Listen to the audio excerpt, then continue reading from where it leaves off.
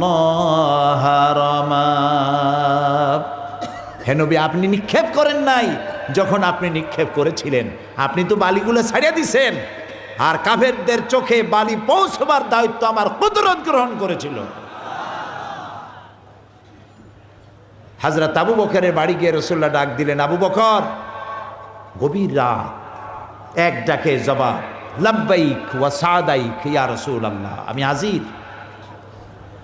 রাসূলুল্লাহ জিজ্ঞেস করলেন, আবু বকর, এত রাত্রে জিবরাইল আমারে উঠাইছে ঘুমের থেকে, তুমি এক ডাকে উঠলে কেমনে?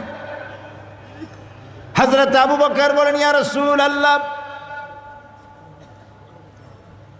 আপনি আমাকে বলেছিলেন হিজরতের হুকুম হতে পারে, আর আমাকে সাথে করে নিয়ে আপনি হিজরত করবেন। আমি মনে করলাম নবীজি কত রাত্রে আসেন, আর আমাকে যদি দরজায়